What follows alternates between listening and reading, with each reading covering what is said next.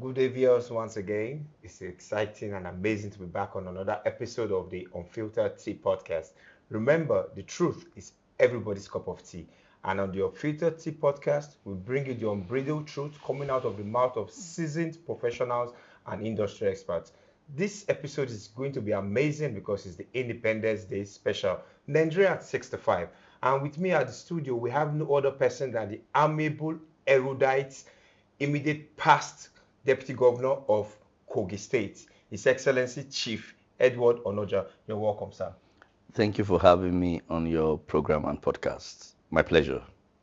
So let's dive right into it. I know our viewers out there, they'll be excited to hear what you have to say on burning national issues, given your wealth of experience.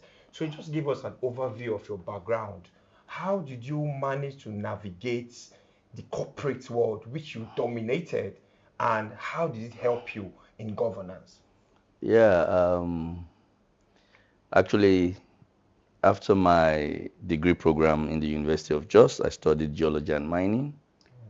I served in Total Fina Elf Petroleum in Port Harcourt, and after my mandatory service year, I joined the banking sector from Guarantee Trust Bank, going through their mandatory 6 months training that gives you all the rudiments of banking in Lagos.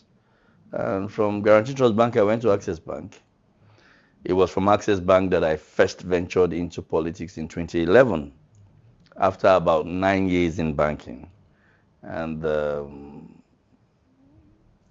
after the unsuccessful trial of politics in 2011, I ran for House of Assembly in my state under the All Nigerian People's Party under the leadership of our late leader, Prince Abubakar Audu. And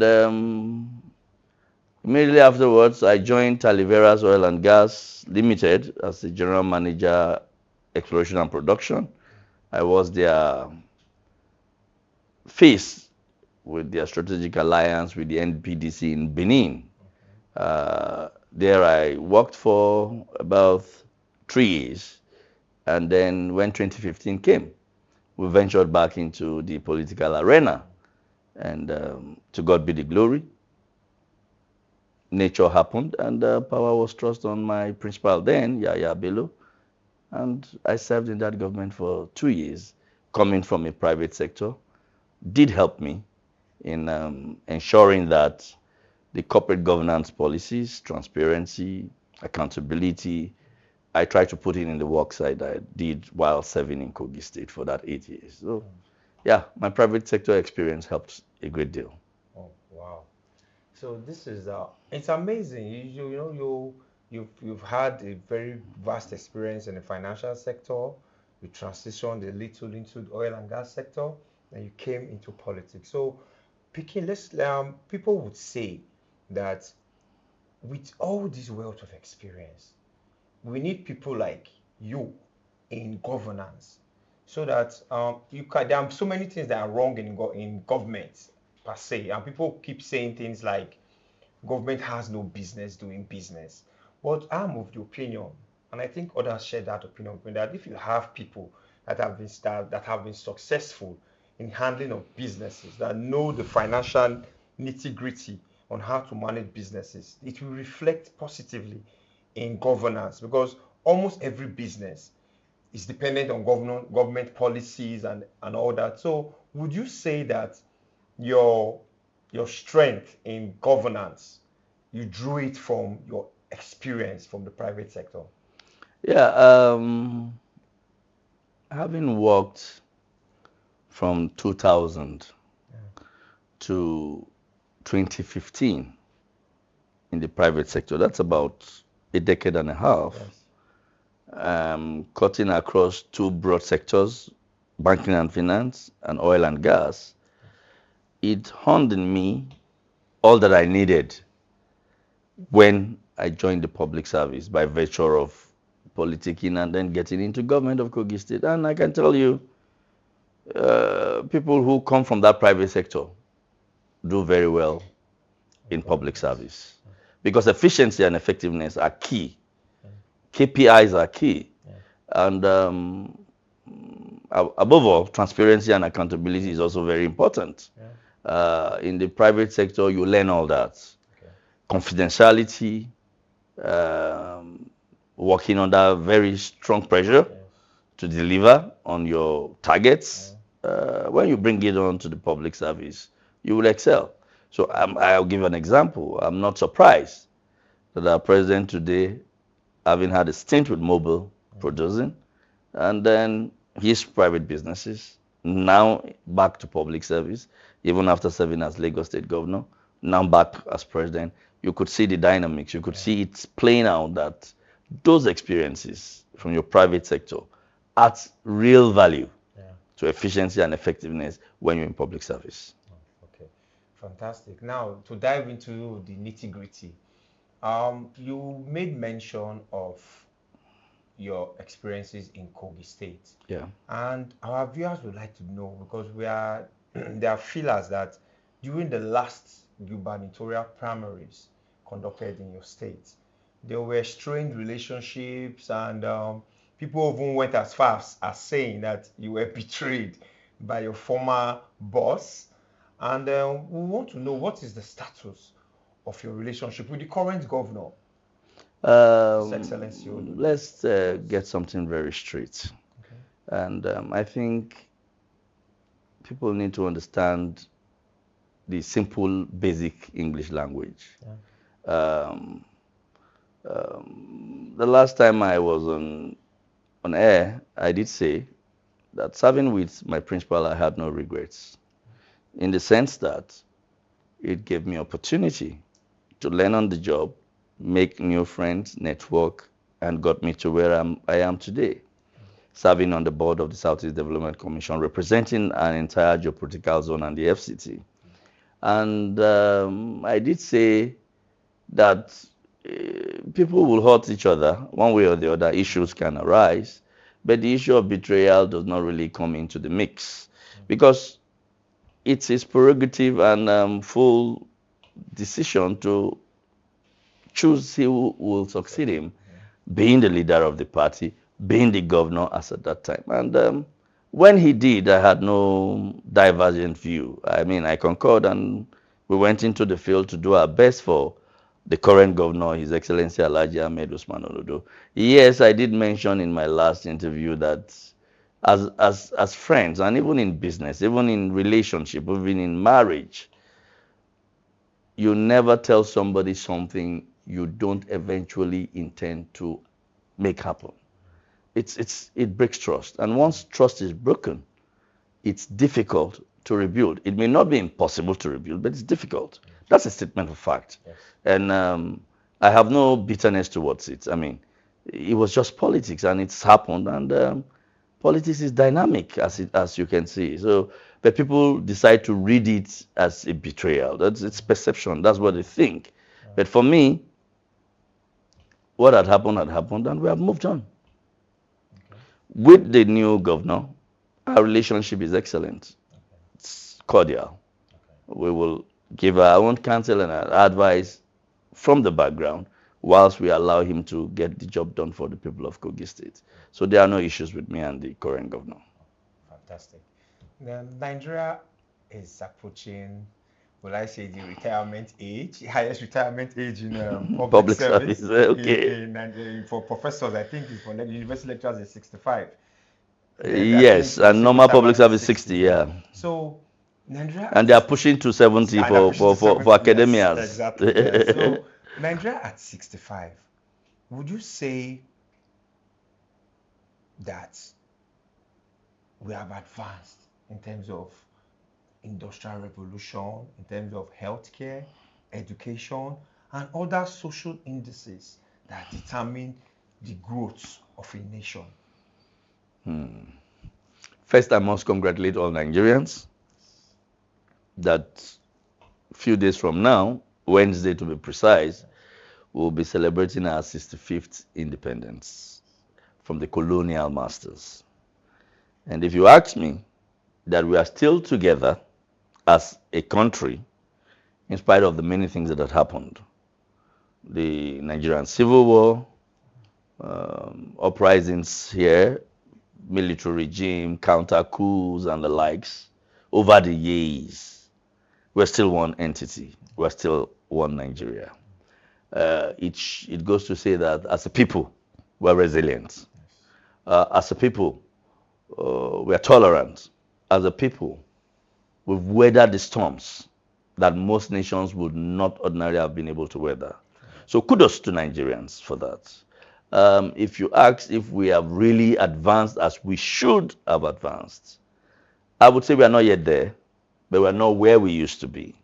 And I trust that with the renewed hope leadership of the current administration and the policies that he's putting in place, we'll take our place in the Community of Nations as the giant of Africa in a very short time. We just need to allow these things set, grow, and get us to that place. So if you ask me, we are not where we should be. We should have been far away from here now, but we are definitely not where we used to be. From your last response, you said we're not where we used to be, although we're not where we're supposed to be in the Committee of Nations. Some would argue that the military regime, we saw more growth than the 27 years of democracy. What are your thoughts on that? No, democracy is far more than 27 years when you add the first, second, third, and fourth republic. But yes, this is the longest. Yes. And we are happy that we're still in democracy. And like they always say, and I agree with that totally, that the best of a democracy, the best of a military regime or a dictatorial regime can never be compared to a democracy. And yes, when you look at infrastructural development and the big things that had happened over time, over the years, yes, they did happen under military regime where voices, there are no dissenting voices. It's not something that is agreed by all. It is what the head of state wants. He just does it. But that's not how society should be. Society should be from bottom up, not from the top and then you give a fiat and it happens. No. Freedom of speech. People should be able to air their opinion. People should be able to air their views. People should be able to speak their disaffection if there is any. You rarely have that in a military regime. And as humans, not in the jungle, that freedom you find in democracy trumps every other thing because it deals with the human nature. It deals with human beings. So yes, there have been rapid infrastructural growth under the military, but even in the democracy, we've seen quite a number of them. And under the present government, there's ambitious desire to grow Nigeria infrastructurally. And those infrastructure, you already have heard of some of them. The coastal roads are very ambitious in nature. They may beat every form of infrastructure in roads that we've had over these years. So, yes, I believe that if this democracy continues, Nigeria will really take a place. Okay. Speaking of the current government that you just mentioned, the current government under the leadership of His Excellency President Bola Ahmed Tinubu has rolled out some very bold reforms across all sectors. But we are yet to see tangible results in the lives of everyday Nigerians. Why do you think this is? Change is critical and is needful. And the foundation of change also comes with its pain and its challenges. In fact, I give it to Mr. President because in all his address to Nigerians since he took oath of office, he has always acknowledged that yes, there are pains, that yes, there are challenges, but he goes further to promise Nigerians that the duty and the task before him is to ease those pains and challenges with time. He was in Oyo in Ibadan recently. He still went further to acknowledge. But you know that the major issue had been rising food prices. In my last interview, the question is no longer about rising food prices because in reality, food prices have crashed. The next thing will be, why are they crashing? And how and what will government do to sustain them to continue to go down, at least to below what Mr. President met them in 2023? I can say it's a combination of factors. It's the farming harvest season, one. The dullness in the war between Ukraine and Russia. The grains are already coming out of that place. And then deliberate government interventions and policies on food security to ensure that prices of basic food goes down for Nigerians so that they can afford them. A lot of people, I can tell you, hoarded grains with the expectation that towards this year end, prices will hit the roof. Fortunately for most Nigerians and unfortunately for the merchants, they are losing and the populace are gaining because prices are going down and they will continue to go down because 2 weeks ago, Mr. President still directed the entire food value chain and agricultural value chain to ensure that they continue to drive down these prices so that they can be affordable, as he has promised. That temporal pains will exist, temporal challenges will exist, but ultimately his goal is to ensure that all Nigerians get a better life as time goes on. And it's already happening. Even before he hits his third year in office. It's already happening. And the data and the statistics tells it. I think I would agree with you there as a Nigerian because I remember a model of beans used to be 3,000 naira before in the market. But as at yesterday when I bought, it was 1,500. 50% off. Yes.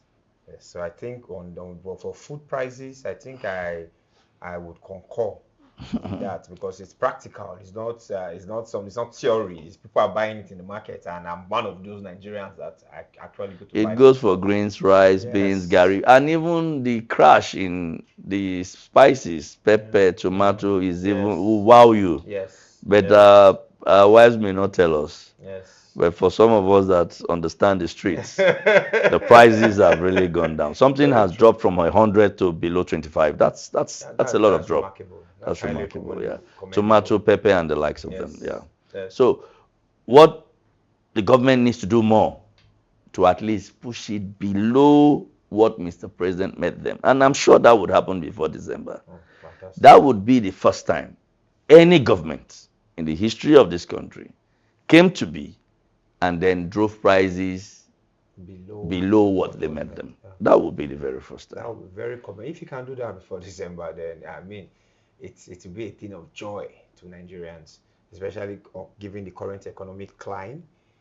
Based on we always try to base our economy on the cost of fuel. Yeah. Because they feel the cost of fuel drives everything. So if the cost of fuel is still there, and but prices of food have gone down, then it's that's what we'll go Tinubunomics. Yeah.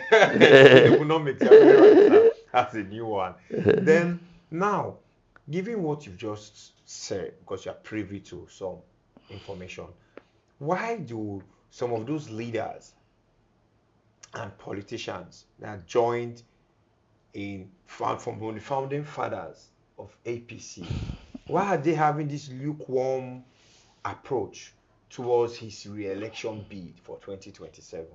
Why do you think that is? Why are they not supporting him? Some of them are totally against his re-election, while others are just lukewarm. They're neither here nor there. What would you think is the reason for this? If truly, like you said, the president is working day and night to bring succor to the generality of Nigerians, then why are these people against it? Politics is dynamic,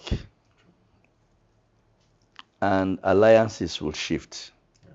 Realignments will happen. That is politics, which is totally different from governance. True that.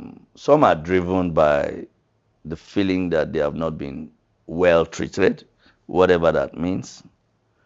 Some are driven by ambition. And as a political party, the president has his first right of refusal. Yeah. So the space here is not too available. So they may want to explore other options that would give them what they really want, access to power. So politics is dynamic. Nobody should be shocked or surprised. Just like many are who were founding fathers now in the opposition or coalition, so also many who were never with us in 2015 when late President Muhammadu Buhari came are also coming on board. And that's why politics really is always dynamic. There's always no permanent friend, no permanent enemy, just interests. Interests will converge. But most importantly, it should be about governance. And if we assess Mr. President, already, yes, at that beginning, things were tough, things were hard, pains were being felt, challenges, and it was felt by everybody, including the presidency cycle. But today, it's easing off, and I'm optimistic that it will continue to ease off. And once that resonates with the ordinary Nigerians, they will file behind Mr. President because they can feel it. They go to the market, they can see it. So the alternative, the opposition, the coalition, I'll be wondering what they want to sell to Nigerians. Is it a new kind of policy? Would they want to reintroduce subsidy into the polity? Will they want to dismantle Mr. President's genuine tax reform that tends to want to take from the very wealthy and try to, and then reduces the tax burden on the low-income earners as beginning from 2026? Or is it, what really would they want to change? These policies are sound policies. These are policies that for decades, take for instance, the removal of subsidy. It's been there for decades that it was the right thing to do. Yes. And nobody had the courage to do it because of the politics of it. And I trust President Jonathan attempted to do it in 2012. All his ministers from finance, the coordinating minister then, they all advised. The global world advised.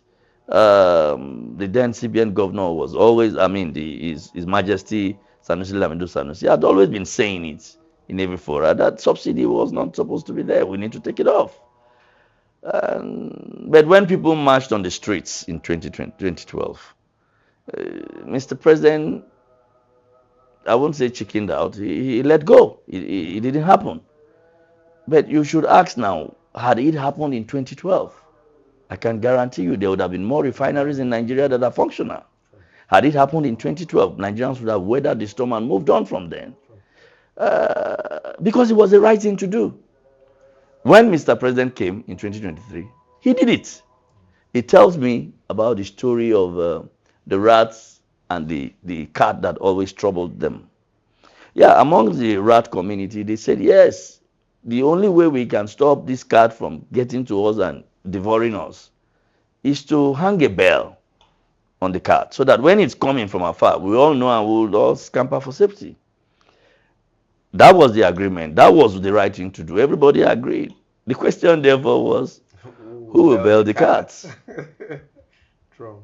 So, in my own opinion, President Bola Ahmed Tinubu has bailed that cat, and Nigeria will be better for it, now and into the future. And history will remember him as that one man who had that courage to do what was right, even though it looks politically risky.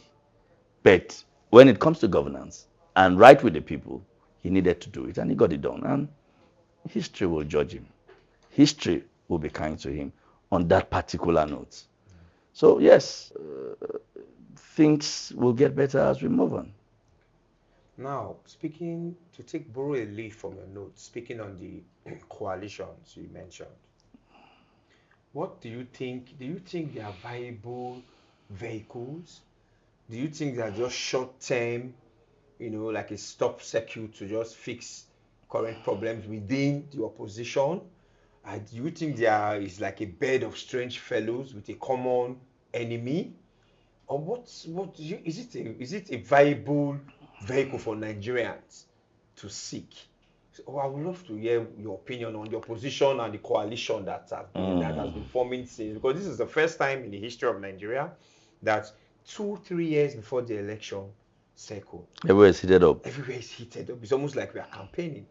So what do you? Are they viable opposition? Are they disgruntled party members, or are they really genuine? Do they have the genuine interest of Nigerians at heart? Because given what we can see and what you just mentioned, what you just alluded to, it's going to be all in 2025. All the political gladiators then all agreed that NNPC should be disbundled, subsidy should be taken off, and the dollar should be floated to the demand and supply, and all other economic indices, which Tinubu has done, but they are complaining that he didn't do it right, he didn't do it well, and all that. I don't know how they would have done it, or how the suffering could have been easier. Anyhow, they want to look at it. But do you think that's a viable opposition or coalition? Um, a politician who is a field person, I'm not theoretical. Every competition, every coalition, every opposition should be taken seriously. Okay. I'm not that politician that will tell you there's nothing happening, forget them. Because politics is dynamic, like I said. And politics, beyond strategy, there's also propaganda. And I want to believe that the coalition wants to fly with propaganda. They're already doing that. But like I always say, we have a president who is an established strategist. He will allow them to do their propaganda, whilst he and his team, his foot on ground, will continue to push back those propagandas with facts, with data, just like we have said about food prices. Yes. And so many other indices. I will take them very seriously, and Mr. President will take them very seriously. It's only people who are not grounded in politics that would say, forget them, they are nothing, they cannot do anything. They can do a lot, because it's about engaging with people and buying them over. So for us in the APC and for Mr. President and anyone who truly wants Mr. President to succeed, it's time for us also to begin to get to the grassroots with the facts against the falsehood and push back the narratives that they are trying to sell. Yes, if you look at the team of the coalition, they are not small people. I mean, the chairman of the coalition, the ADC today, is a retired general who's been 2-time senator, minister. You have the likes, all the front runners, and recently former President Goodluck Ebele Jonathan did go to see the chairman too. So you can see. I was going to come to that. What does that portend for the opposition, Jonathan's visit to the ADC national chairman? Because one would think that you bow out when the ovation is loudest. So, as one of the founding members of PDP and a past past president of that political party, having to pay a visit to the ADC, is it planning to run on the platform? What do you think that portends as a political juggernaut? I'm not President Goodluck Ebele Jonathan, but like I said, it's coming together of people who believe that they have a message and something to push to the Nigerians on their table. And If you ask me, I've always said it. I wrote a piece on my Twitter handle. Immediately the coalition came to be. I said, look, from what I see, I'm not too experienced, but those who initially started the ADC, I'm not really seeing strong contention from them. And that it looks as if there's somebody hiding behind that would be unveiled as time goes on. So in the last 1 month, the name Goodluck Ebele Jonathan President has been coming up and coming up. And if you ask me, from all the contenders from the South, he stands the best chance in that coalition because the Constitution already has given him a mandatory 4 years. He can't do beyond 4 years. All those who have come out to say that they are going to do 4 years and leave, I mean, we all know that that's just talk. That's just talk. Because nobody would say that. We know what power is. We know how it works. So for them to have even said that publicly goes to touch on their integrity and character. Because they know that it is not real. If you truly want to serve your people and that opportunity is given to you, you said you just do 4 years and go, then you were not about service. You were about just getting there. So I don't want to discuss their issues, but I think amongst those from the South, he stands the best chance because by constitution, he's bad to do 4 years. He doesn't need to tell the Nigerians or tell the North that he's going to do 4 years and leave. It's automatic that he will do 4 years and leave. So he's a bigger contender than any of those contenders from the South on that level. And we hope to see. But if I want to do a comparison, like I always said, I earlier said, if only he had removed subsidy 13 years ago in 2012, Nigeria would probably be better than what it is today. But the courage was not there because of the politics that was coming up in 2015. So he gave in because of the politics. Which points to. And in 2015, he didn't win. But in the case of President Bola Ahmed Tinubu, he knew that 2027 would be an issue if he removed subsidy fully. But he went ahead and he did it anyways because that was the right thing to do. That was courage. That was boldness. And I can tell you, once Nigerians begin to see the dividends as the years roll by to 2027, if it's going to be between the two of them, they know the person to follow. You always follow somebody with courage to do the right thing at the right time. Very true. Very, very true.